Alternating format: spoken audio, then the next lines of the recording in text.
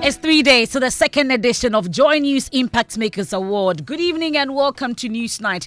In this edition, cement manufacturers face up to 3 years in jail under proposed legislation to regulate prices of cement. Details as Trade and Industry Minister mounts spirited defense of his controversial ally seeking to regulate the prices of cement, insisting, contrary to the claims of the manufacturers, they have been consulted. I think it behoves on those in responsible positions in authority to ensure that the good people of Ghana are not fleeced. I am not comfortable. I don't believe that we're getting good prices for all that it's worth. We'll get to hear from the cement manufacturers, plus details of this controversial LI. And also, the minister insists the purpose of the LI is not to impose prices on manufacturers, but to determine the reasonable price of the commodity. The LI is to this extent.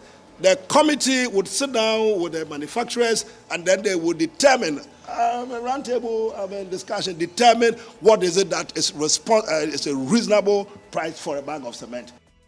Also tonight, over 30,000 workers in the plastic manufacturing sector to be sent home and production plants shut down if the Ministry of Finance does not hold a planned implementation of a 5% tax on locally manufactured plastics. The implementation of the 5% excise tax on ex-factory price of all locally manufactured plastic products and packaging be suspended immediately and indefinitely. We have details as sachet and bottled water producers say they will also be compelled to stop production for 1 week. And 50% of Ghanaian doctors choose service abroad over working in Ghana as they lament poor working conditions is forcing them to see greener pastures. Meanwhile, the United Nations Development is questioning what measures the government of Ghana is initiating to tap into the country's strong supply chain of doctors. For Ghanaian nurses and doctors. So the question for me is, how are we taking advantage of the strong supply chain of doctors and nurses in the country to create opportunities for them to work both here in Ghana and abroad? And coming up in business, government to launch offer for bondholders to sign terms for restructured Eurobond debts in coming weeks. And in sports, player exodus at Kumasi Asante continues as 3 more players depart the club, increasing departures to 21 following a disappointing season in the Ghana Premier League. And much later, Kenya's President William Ruto forced to withdraw tax plan after deadly protest. We have details plus the ordeal of some Ghanaian MPs who were caught up in the protest when the building, the Parliament building, was burnt. Part of it. So first it was the library, from the library to the tunnel, from the tunnel to the bunker, from the bunker to one of the committee rooms. What they did today was not different from what we saw in the United States of America on January 6th. We have details of that and more. Plus, we have the latest for the National Science and Maths quiz, and Apam Senior High School hands bitter pill defeat to one-time regional champions in Fansipim School to book a place in the finals of the Guel PLC Central Regional Championship. But what is more important for them is how to redefine your victory in Chinese. You want to stay for that and more here on Newsnight. Plus, the Santa Clausians of Addis Adel College also progresses to the finals after a sweet victory over their brothers Ogasco. That and more in tonight's edition of Newsnight. I am Emefa Apau doing this with Evans Mensah. You want to join us with your thoughts and comments via WhatsApp is 055 1111997. We're also live on X.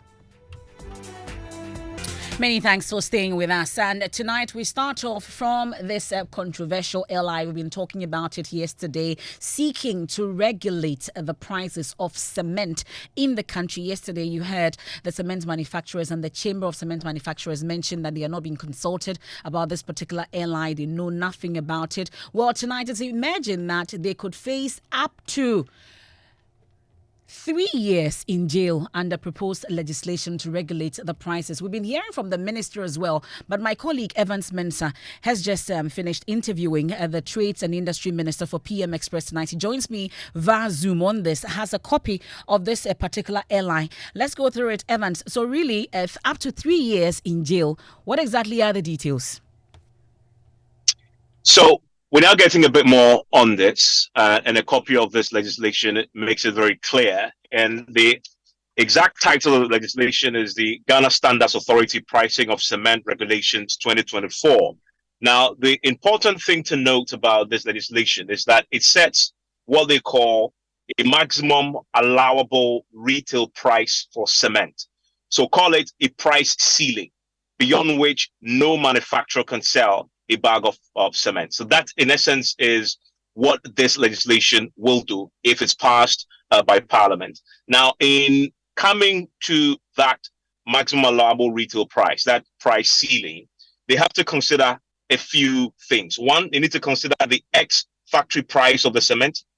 They also need to consider the cost of the preparation of a production account for the sale of cement, the cost of transportation of the cement, related costs. And then the last point is one of that is a controversial one, a reasonable profit margin. Now, the question then becomes, what is reasonable profit margin? Now, the minister believes when a committee already has been set up as part of a legislation that has already been passed, LI 2480, called the Ghana Standards Authority Manufacture of Cement Regulations, which was passed in 2023. This particular legislation has already a committee in place, and that committee includes representation from the Ghana Cement Manufacturers Association. Now, it is this committee that is tasked with setting this price ceiling. So that is what this new legislation, which has become very controversial and before Parliament, is proposing to do, setting a price ceiling beyond which you cannot sell a bag of cement. So the indication he's giving is that this is not to just regulate it, but to ensure that at least cement prices are at a reasonable rate. Is that it? But he's also been telling you about consultations with the cement manufacturers themselves. At least he's been speaking to Kweku Asante on this. We'll get to it. But what exactly has he been saying when it comes to consultation or broad consultation on this legislative instrument? Well, his view fundamentally is that when it comes to legislation, he doesn't need to consult the cement manufacturers on this, and that because there was a committee that was set up already, and he told the committee that they should self-regulate and also publish regular pricing, uniform pricing across the country, and that they failed to do so. I don't know if you recall, a few weeks back, he gave a directive for the cement manufacturers to reduce their prices at a time when the prices were going up, and we spoke to the cement manufacturers, and they rejected that. Now, he references that point. In fact, he says he had traveled and he heard that the cement manufacturers were making mockery of him and were teasing him that he could not do anything. And that this is his comeback to them, this legislation that now will compel them. Now, listen to this. This legislation is not only one that is seeking to impose a price ceiling. It is actually proposing stiff penalties for all manufacturers who violate the terms of this particular LI, including up to 3 years imprisonment for manufacturers. And this legislation has been worded very carefully. So you ask the point. So a manufacturer, 3 years imprisonment, up to 3 years imprisonment, who exactly are you going to throw in jail? Because of course it's a corporate entity. They have this particular legislation spells it out very clearly. It talks about, in the case of a body corporate, every director and officer of that body corporate is deemed to have committed that offense. In other words, if you violate this and you sell above the price ceiling, the directors of that company, the officers of that body corporate will be thrown into jail if indeed you are found guilty, up to 3 years in jail. And then it says, in case of a firm or partnership, every partner of that firm or partnership or any other person concerned with the management of the firm is deemed to have committed that offense. So the offense is clear, which is you cannot sell above this price ceiling without the approval of the committee. And if you're taken to court, the court has a broad spectrum to impose penalties, including the imposition of fines, 2,500 penalty units, and not more than 4,000 penalty units, or to a term of imprisonment, or not more than 3 years, or both, indeed. So in cases, you can get both a fine and imprisonment. But that's interesting, and this is to the manufacturers, at least up to 3 years in jail. But what happens to the retailers who also give their own prices when it comes to cement? Is there provision for them? So that's not attach the retailers. It's directed at the manufacturers. So because they believe they set the prices, and so that is where the focus is as far as this is concerned when it comes to the commitment of an offense under this legislation that has been proposed. Okay. Well, stay with me, Evans, because he's also been interacting with journalists in Parliament, and our Parliamentary Affairs correspondent, Kwekwa Sante, joins us via phone on this particular matter. So you sought to also ask him about whether this is actually to impose prices on manufacturers, or rather to determine the reasonable prices of the commodity. What exactly has he been saying in Parliament as well? Well, he's laying back on the premise that Evans has just laid. He says that the committee that is already in place is really going to sit around the table with these cement manufacturers. And it's not just a decision that is going to be taken by the minister or government, but that committee that has been set up by the LI that is already in place will do, in fact, work together with these cement manufacturers to ensure that at the same time they are on the same plate and on the same, in terms of the wavelength. And it's also assuring that the cement manufacturers can be assured of profitability. Listen. For a long time, you never see cement prices de-escalating. It's always escalating. It's always going up through the ceiling, through the roof, and towards the skies. Somehow, something has to be done about this. At a point in time, we were not producing so much cement in the country.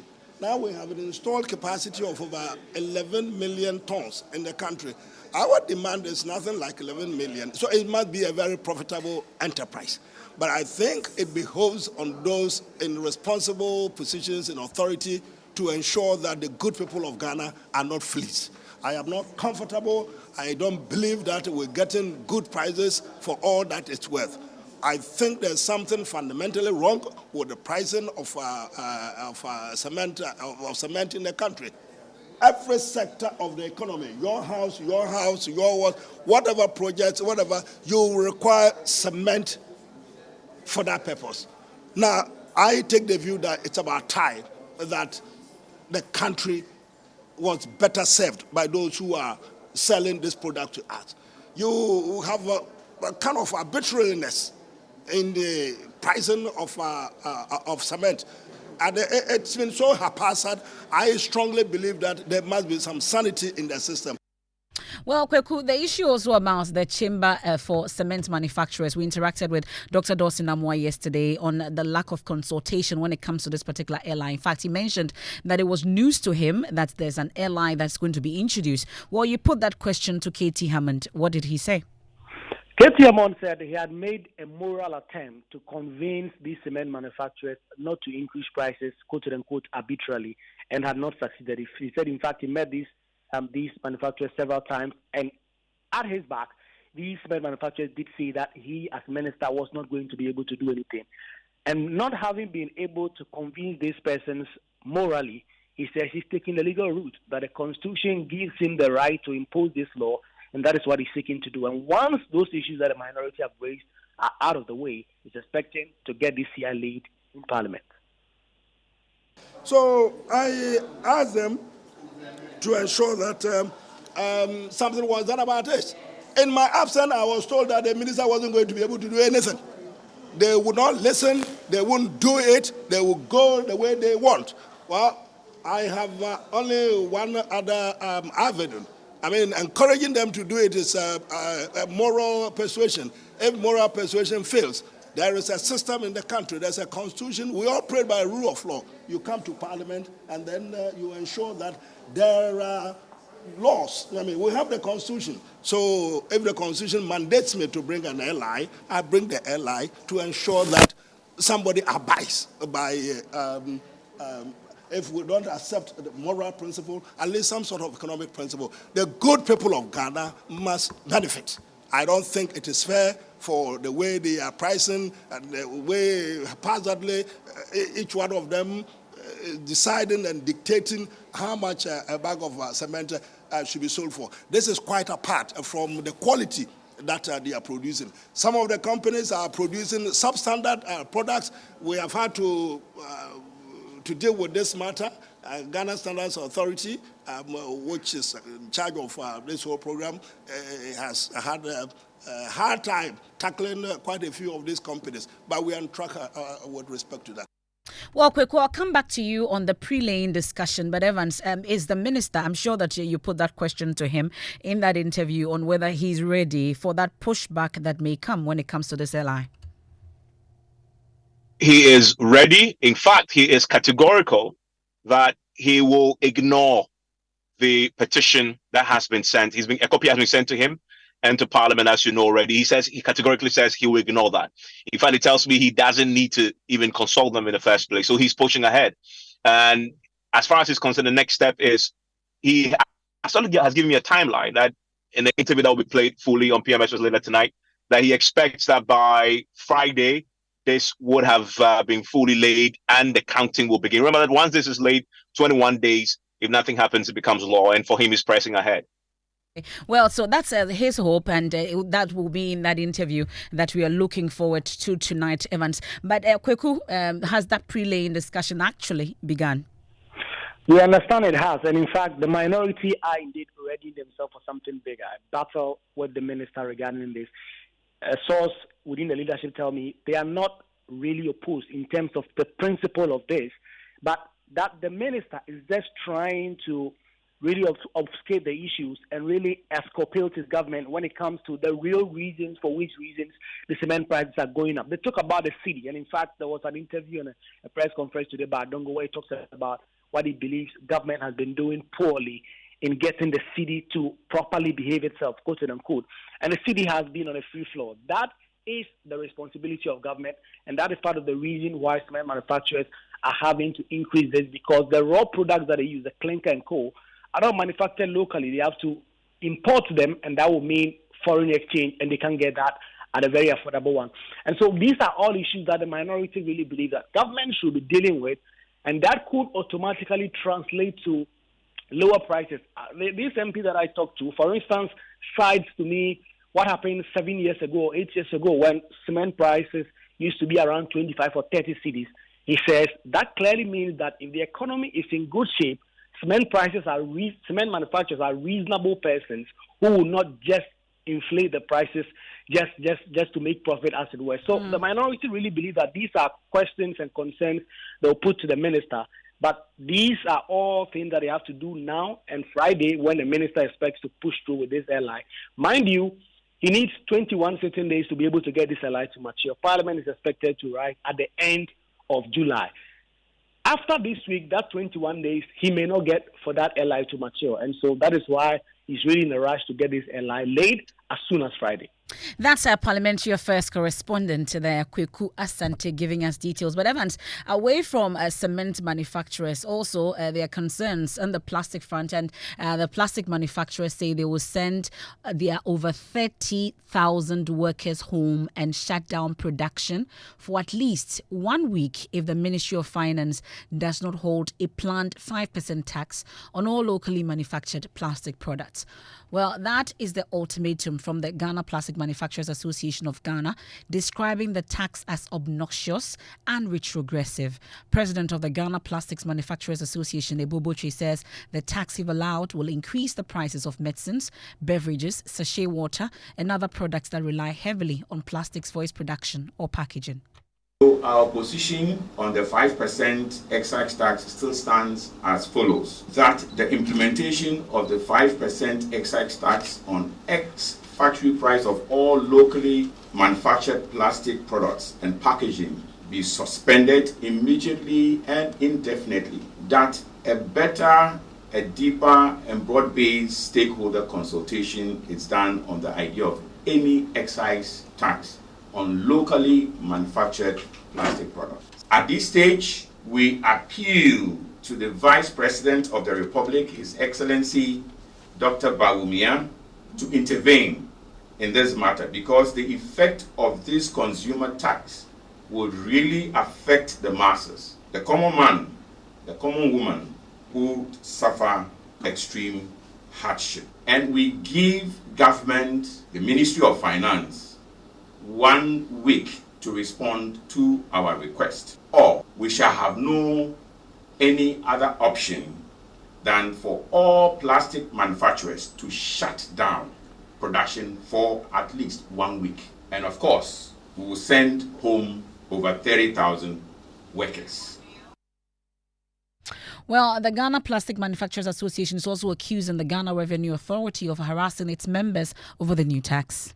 It is very frustrating and disturbing that as we patiently wait for the appropriate response from government, the Ghana Revenue Authority, GRA, has started issuing demand notices and threats to plastic manufacturers, asking us to start filing for the 5% excise tax with effect from 21st June, or we face up with an assessment to pay with punitive penalties and possibly lock up of our investments if we do not comply. GRA should stop coming after us until there is clarity on this ambiguous tax. The strange part of all of these is that we are still paying the existing 10% environmental excise tax on selected plastic materials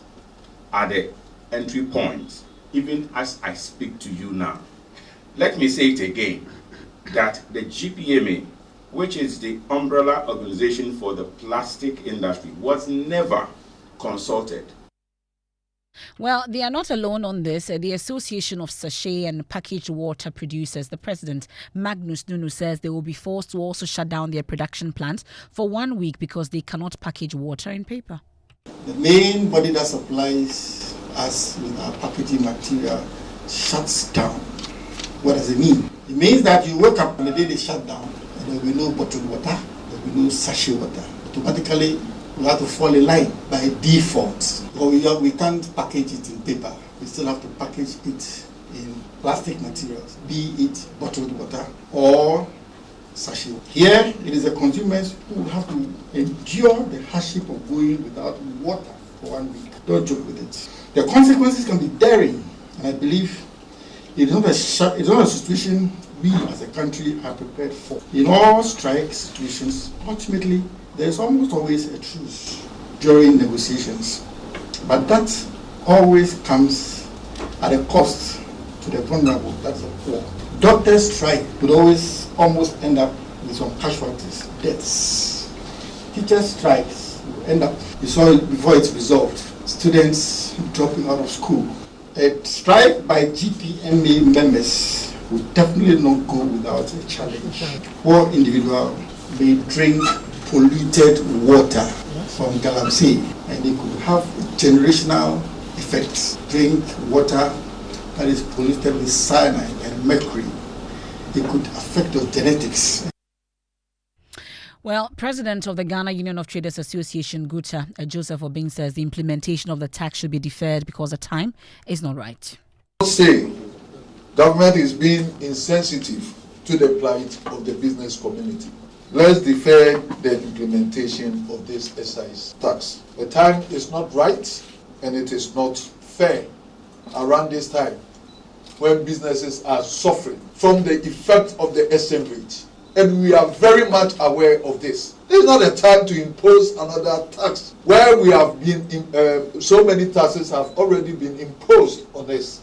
Are we saying that we do not care about the growth of businesses? Is that what we are saying? That businesses keep relocating from the shores of Ghana and we do not seem to care. We are not being competitive at all in the top region because of cost of doing business. Now most imports even have diverted their imports not through Temaport but through the eastern and the western corridors. Goods that go to Côte d'Ivoire and then trickle into Ghana. We cannot take any further charges or imposition of taxes around this time. And we are all very much aware that businesses are on the verge of collapse. We will support any effort to demonstrate your frustration.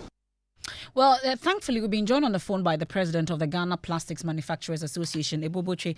Grateful for your time here on Newsnight. So what exactly are you seeking? Is it that you want to place your profits and business interests over the safety of the environment and the future of our children? That's quite interesting point to start. Let me put this on record. From our understanding, this 5% excise tax, it is pure government revenue. It is not a tax or a revenue that is going to be religiously used for plastic waste management. No. They've been emphatic that this tax is government revenue. It is very, very sad. Now, we have the 10%, which is still being collected. We've done over 1.97 billion cedis, which is supposed to be in the consolidated fund. Not a single cedi has been disbursed for plastic waste management or recycling activity. And for this new one, it is clear, they made it clear, it is government revenue. We think that from a business community angle, we are being tolerant. We've written officially to the finance minister seeking a better engagement because we're not consulted. You cannot put this tax across board for every single plastic that is manufactured. There are some plastics, yes. The single use, the flexibles, yes. But there are these rigid plastics that you can never claim that it has some negative impact on the environment. So right from the word go, it was wrong for them. We need to sit, get a product list, and get it effective. We are waiting for the response from the Ministry of Finance, and then from nowhere, the Commissioner General and GRA are simply harassing, intimidating plastic manufacturers. We are law-abiding, we are decent in our taxes, we do not default. So if we are going to experience and go through this kind of harassment, then the only option will be to shut down. At the moment, because of the behavior of the dollar, we are already running at loss. So it makes economic sense to shut down and then save your money. At this moment, it is better not to produce, not to manufacture, than to produce or to manufacture in Ghana. In this moment, this is how it stands. So we are asking government that please, you should sit with us. Let's have a common ground. Let us explain to you. But since this communication was sent to the finance ministry, no response at all. Do you get a sense as to why exactly they have not been able to meet you on this particular issue? Well, what we've made to understand is that the minister has been out of town for quite some time. For close to a month now, the minister is out of town. He is supposed to return on Friday. And we have the patience to wait for the minister. If it will take a week or 2 or 3, we have all the patience to wait and to sit with him. And when did the GRA start this harassment you talk about?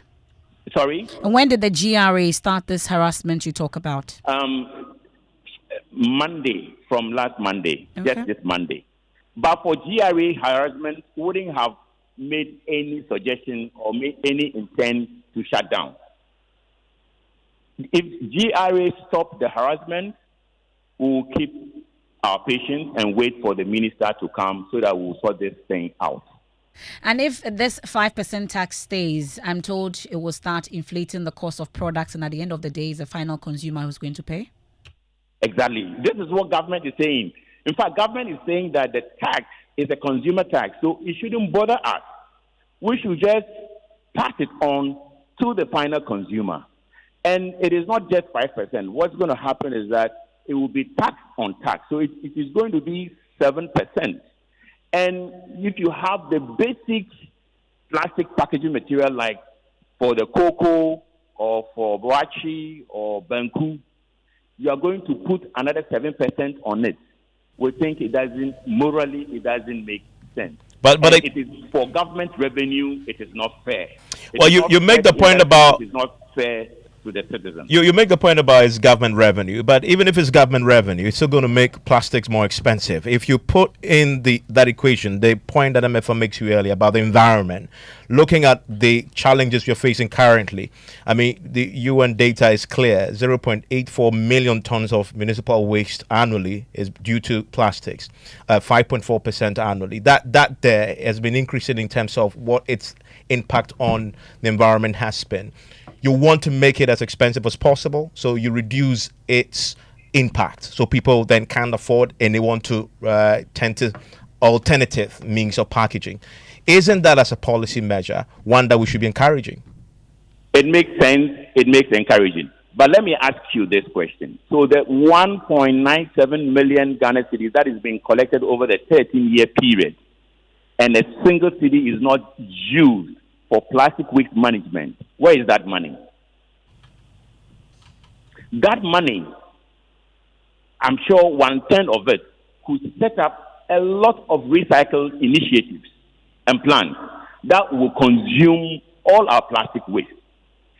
Currently, we are doing close to about 400,000 metric tons annually in recycling, and this is an initiative by us, not government. In West Africa and East Africa, Ghana is on top as the best or the highest recycling country. Kenya came here. They were supposed to come and give us some direction. They ended up taking direction from us. We are not doing bad at all when it comes to recycling. But then, government is looking at revenue.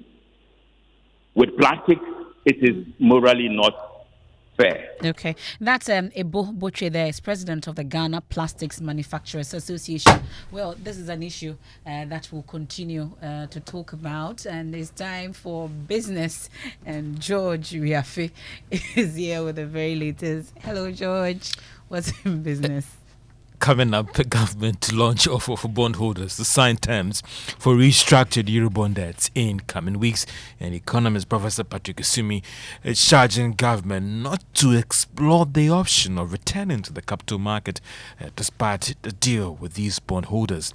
The business news on Newsnight is brought to you by MTN Business. Welcome to the new world of business. Kingdom Books and Stationeries and Distanks and Pepsodent Herbal and Charcoal. You're welcome back to Business on Newsnight. Now, government has announced that they will in the coming weeks formally launch the offer for bondholders to sign terms under the restructured Eurobond debts. Details in the following report. This will mean that the bondholders will now have an opportunity to finally sign the agreement in principle covering the terms for restructuring these bonds. That could bring a closure to restructuring of the Eurobond that started some 2 years ago. Joy Business is learning that based on the preliminary engagement, the bondholders will accept the terms that has been proposed by the government. It will also pave the way for Finance Ministry to move on to engage other commercial bondholders when it comes to restructuring other debt owed. And that is the Business Desk report. Now, economist Professor Patrick Asumi is charging government not to explore the option of even returning to the capital markets. It follows proposals from some investors and Eurobond holders that the path to the capital market are now open following the deal with the bondholders. Professor Sumi says the economy is not ready for this. I think that for this one, we should probably say thanks but no thanks to those who are encouraging and urging us to think about returning to the international capital market. The fact that the program, we seem to be nearing the end of the debt restructuring. It's actually the beginning of the work. It's not the end of it. Our economy is still having serious difficulties that we need to seek to address. And at this moment, that should be our focus, not to be thinking at all about returning to the capital market. Professor Patrick Asumi is an economist. Now, Bank of Ghana has given the firm assurance that it has the required laws in place to prudently regulate financial technology firms operating in the remittance and money transfer space. Now, this follows concerns that the country is not capturing all inflows because of some regulatory lapses. Let's hear from the head of FinTech and Innovation at the Bank of Ghana, Kwame Opong. So as it stands today, every single authorized payment service provider who facilitates inward remittances in Ghana is required to do so with a partner bank. And so while they bring that technology capability, they have a partner bank through whose Nostro account the funds are received.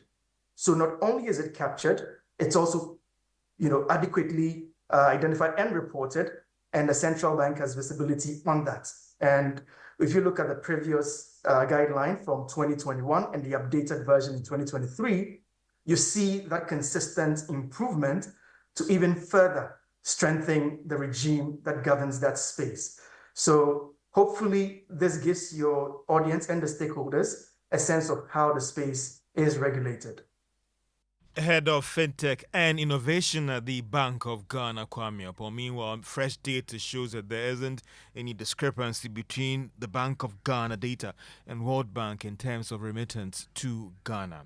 Now, stakeholders in the agricultural value chain are calling for the creation of special purpose vehicles that would offer reduced interest rates and other incentives to attract youth. The country director of AGRA, Dr. Betty Annan, said this at the maiden National Steering Committee meeting aimed at reducing youth unemployment through agriculture. We all know that traditionally, agriculture has been the domain of the older generation. There is, however, a growing movement to get more youth involved. To enhance greater youth engagement in the agricultural sector, active youth groups and sectors in the sector need focused attention to address some of these challenges and to do so comprehensively. As we all are aware, you will agree with me that there have been several interventions across the country to address youth unemployment. Dr. Betty Annan is the country director for AGRA. Now, Absa Bank says it is committed to empowering the underprivileged young women with vocational skills to achieve common economic independence. The bank today said it has kickstarted a vocational training skills program for women in collaboration with CAPFED.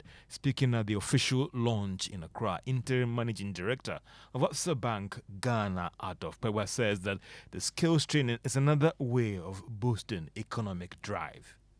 We have trained and developed nearly 7,000 SMEs, majority of which are women-led businesses. The vocational skill training program is just yet another initiative that underscores Absa's commitment to be a force for good in everything that we do. And it is one of the many ways we bring our brand purpose to life. Our brand's purpose is empowering Africa's tomorrow together, one story at a time. And there is no better way to empower than to educate, skill, and develop. It is my hope that this program will inspire many more of a similar nature and serve as a catalyst to uplift women from poverty and stimulate a wave of progress across our communities.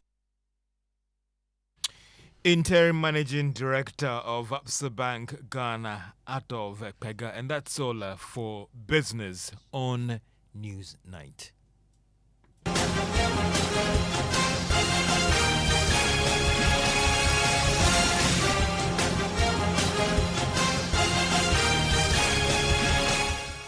And Lecture Headquarters is always brought to you by Petrosol, clean fuel in full quantity. CIMA, the Chartered Institute of Management Accountants, AICPA and CIMA, together as the Association of International Certified Professional Accountants, the German Ozo Medical Center, Alternative Therapy, Dental, Wellness and Beauty, Chopbox Technologies, a convenient service, Youth Bridge Foundation, bridging gaps for positive youth development. And if you missed the midday news today, of course, we've been telling you about that name that has been presented to President Akufo-Addo to partner Dr. Mahmoud Bawumia as his running mate, and is the Energy Minister, Dr. Matthew Opoku-Prempeh. And we're expecting the National Council of the party to also consider that. In the meantime, political analysts have been assessing that electoral prospect of the NPP against the NDC, predicting a higher percentage of votes for the NPP in the Ashanti region in the upcoming general polls. Well, this projection comes after credible sources confirmed that the Energy Minister, NAPO, or Dr. Matthew Opoku-Prempeh, is the running mate to Dr. Mahmoud Bawumia, boosting the NPP's chances in the region and beyond. There's more in this report. It's running out for NPP flag bearer, Dr. Mahmoud Bawumia, to select his running mate 7 months after his election. He emerged victorious among 10 aspirants, receiving an overwhelming endorsement at the Superdelegates Conference.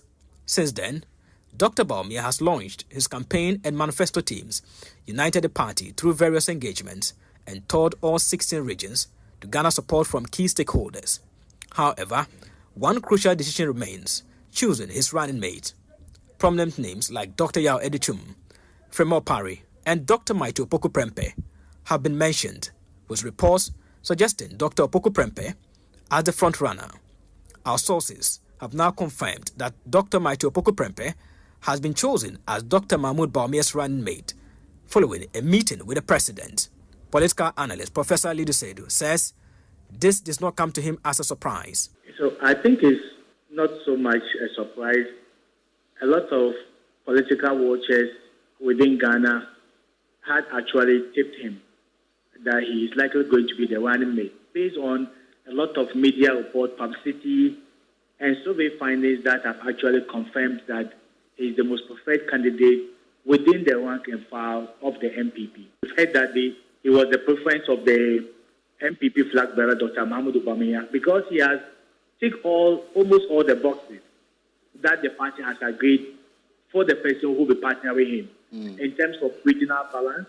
Professor Alidu, however, weighs Dr. Opoku Prempeh's chances against NDC's running mate, Professor J. Nana Opoku Agyeman. Looking at the regional balance of the running mate law, the Ashanti region is already a stronghold of the MPP anyway. So they will vote for the MPP rather than vote for the NDC. So the role of NAPO, if he's confirmed, will be to increase the percentage of votes in that particular. And we saw what happened in 2020. In 2020, the NDC was able to make a lot of inroads and increase their percentage of votes in that particular region. If they are going to campaign more there's a likelihood that they will either maintain or uptake their vote. So the sole responsibility of NAPO is to increase the percentage. Right. But Central region is a swing region. Right. It's not for NDC or it's for... The MPP's National Council and National Executive Committee would need to deliberate to approve or reject Dr. Bawumia's decision when it becomes official. I want to take it to the Electoral Commission now, because the chairperson of the National Peace Council, Reverend Dr. Ines Edudjemfi, says until the country accepts the Ghana card or one system as a form of identification, foreigners will continue to actively participate in Ghana's electoral process. And Reverend Edudjemfi, who complained about how a chunk of registrants in the recently held voter registration exercise used the guarantor system, argued that the country should take a firmer decision on this particular matter. He's been speaking to my colleague Latif Idrisu following a meeting with the Electoral Commission at the premises of the National Peace Council. People busing people from place to place. We looked at all of those things. But the reality is that until we accept Ghana card or one system as our form of registration, the figures they gave us today, 63% of those who registered within this short period use the guarantor system. That's too high. Ghana card are 39%. 63. So that whole system of busing people will continue. You bring people from a different constituency. If I think that this is my safe zone and I have enough votes, let me move people from there to another constituency. And then you go and say, where's your card? Where do you live? Somebody comes in and says, well, I know him. He lives here. How can you challenge those things? So we have to come to this point. But during our last meeting in December, when we reviewed a lot of the things that are going on, we felt that between now and the election, if we insist on some of this, it could create chaos. But immediately after the election, there's a need for us as a country to sit back and say, what is the best for us? Can we just allow people to dictate our future? They may not be Ghanaians, they may not be, but because we don't have a system of identifying them, they are here and they vote. And sometimes the politicians themselves benefit from it. Well, that's Reverend Ernest Edudjemfi there, the Peace Council chairman. Well, meanwhile, chairperson of the Electoral Commission, Jean Mensah, says the return of the opposition NDC to IPAC has so far proven fruitful, as the party has given some valuable inputs to improve on Ghana's electoral system. The NDC, we know, has been missing at IPAC after raising concerns about scheming and the posturing of the commission. While speaking exclusively to Joy News at the National Peace Council, Jean Mensah told my colleague Latif Idrisu that as an an important stakeholder in the politics of the country, the Commission has had constructive feedback from the NDC, which they've incorporated in their workings going forward. We will give you details of that subsequently. In fact, you want to just tune in to Joy Prime on the Joy News channel. They will be bringing you a bit more on that exclusive interview with the chairperson of the Electoral Commission. Guess who's joining us right now? Ms. Bao is here with the latest on the world of sports. I did. Okay. Oh, you went to Palm. Yes, and they've just beaten in Fancy Pip, Charlie. I did. I see. How the mighty. What a miracle. Yeah. How can a Palm beat in Fancy Pip? Well, it does happen. It does happen. It does happen. It's one of those days, right? Well, let's get to Kumasi now, because Asante Kotoko continue to see some of its players leaving the club. 3 have added to the 18 players who have already left the club. Steve Mukwala, Richmond Lamte, and Enoch Morrison are the latest to add to that number. This follows a disappointing 6th place finish in the Ghana Premier League. Stephen Zando is with Lava FM in Kumasi. He's been following this story and has the background. Players of Asante Kotoko have joined the list of players leaving the club this summer. Top striker Stephen Mukwala, deputy captain Richmond Lamte, and versatile midfielder Enoch Morrison have all parted ways with the club. For Ugandan striker Mukwala, he's out of contract in the club, and the player couldn't reach an agreement during the extension talks, reason both parties agreed to part ways. For Richmond Lamte, it is left with few weeks of his contract to expire, but the player pleaded with Kotoko to let him leave as he doesn't have the appetite of continuing his football career here in Ghana. Kotoko granted the request and released the player. For Enoch Morrison, who was on red-hot form in the last few games before the end of the 2023-24 football season, head coach Dr. Prosper Gumnati informed the club hierarchy that he cannot work with him in the seasons ahead due to some acts of indiscipline he displayed in the course of last season. The IMC and the Palace were convinced of Ogum's explanation and recommendation of the player and began the process of terminating his contract. The club informed the player today of the decision they have taken, and Morrison will join the list of players leaving Kotoko, taking the number to 21. Stephen Zando on the latest in the camp of Kumasi Asante Kotoko there. Well, Evans, just a little update in the Euros. Just gone by, Slovakia and Romania played 1-1. Then Ukraine and Belgium played goalless in that Group E. Belgium, Slovakia and Romania have all qualified for the round of 16. Coming later is Czech Republic and Turkey. Then Georgia will play Cristiano Ronaldo's Portugal.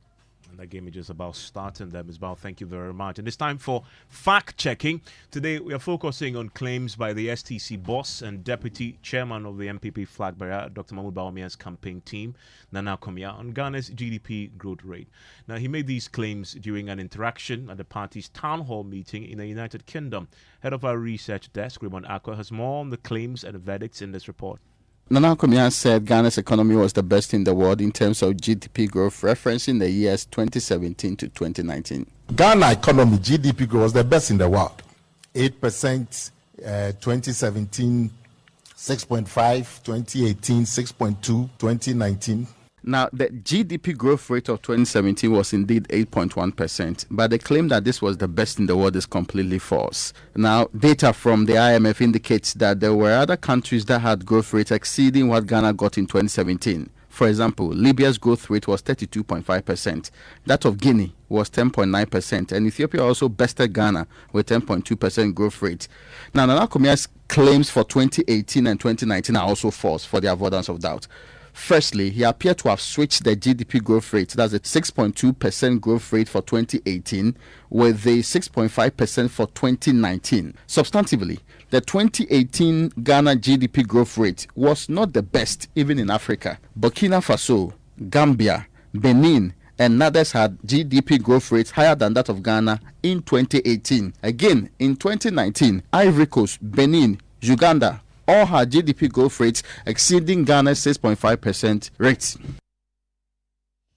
And that's fact checking from the Joy News Research Desk. And it's 3 days to the second edition of the Joy News Impact Makers Awards. 10 nominees have been shortlisted for this year's awards this weekend. That's Saturday, 29 July, at the Accra International Conference Center. And the awards will be live on Joy News, Joy FM, and all our social media platforms, also on myjoyonline.com. Well, among the shortlisted nominees is Gloria Ladi Adakurugu, also known as the Celebrity Teacher. She's the founder of the GLA Foundation, a non-profit organization dedicated to offering educational opportunities to marginalized individuals and empowering them to become catalysts for positive change. Here's your story. I am a teacher by profession. So when I was posted to a village in Eastern Region of Tekpolu, that was where I did my teaching practice. I realized these kids were facing a lot of challenges. When they come to school, they don't have basic things like pen, pencil, erasers, exercise books, shoes, uniforms. So as little as my salary was, I decided to step in as their parent and provide these things for the kids. So it started way back in 2011, and I'm here today. I've been to about 3 regions, supported them with stationaries, uniforms, renovated classrooms, provided furnitures, sanitary pads, a lot. For God and country, yeah. But Gloria, as an individual, what is the intention behind this marvelous work that you started doing 13 years ago? What was that clarion call that you got that you should do this or you needed to do this for the interest of this, these pupils whose lives you have transformed now? What was it for you? I've been there before. I come from a very humble background, struggling during my school days. This basic educational things was difficult for me. So when I became a teacher, in fact, I really understood the kids' pains they were going through. So it was the experience I had that gave me the motivation to also step in and help these kids. Gloria Adakurugu. Well, at this point, if you want to support Joy News to reward these impact makers, you can call us on 024 216 1570. It's 024 2161 570. You can call me also, and then we can direct you to the organizers. But so far, the Impact Makers Awards is brought to you by Magdan Foundation, Gold Keys Properties Limited, DBS Industries, and First National Savings. It's never too late to join our league of sponsors for this year's edition. Just call us at Joy News or Joy 99.7 FM for more. Should we go to the Central Region now? Oh, for that shocker. The NSMQ is full of surprises. What are we talking about here? Apam Senior High School. They have Apam. Yes, they have Pub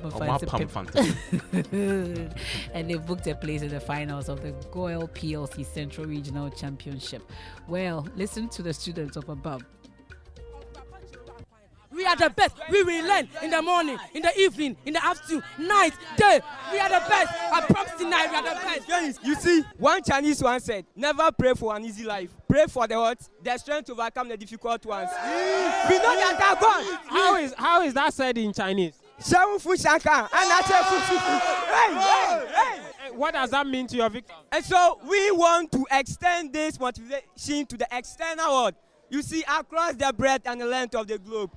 Make you not take anybody. Make you not let the pressure of anybody shivers you.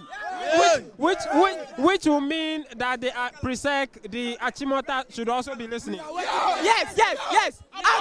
Actually, we are not fighting with any school. We are fighting with the questions. And so the questions are questions. And we always get them correct. Abrapa! And don't let the pressures of anybody shivers you. Say that in Chinese. But meanwhile, their city rivals at the Saddle College held their flags high, and they also beat St. Augustine College. Central Region good job today. And there's a certain gentleman called Kodo Yangson. I think he went to one of those. Loud voice. They beat them. Charlie. But Charlie are pump force. Hey, paper. Nobody shall shiver. Nobody. They didn't shiver. Strong and sassy coming up. Hello. I like your topic today, actually. Yeah. I really like your topic. Right? MFA, will you date somebody that's broker than you? Oh, why not? Oh, you my will. money, your money.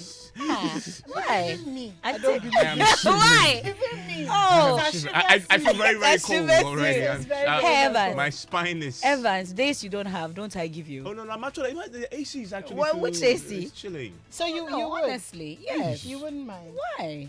Wow. One day he would get it. If the man has vision, What if he that's never what gets I'm looking. it? Oh, he will get. Hey, MFA. I'm serious. I'm Okay, serious. Evans, You went to Once church he on has Sunday? vision, yes. Ah, okay. Why? The pastor is listening.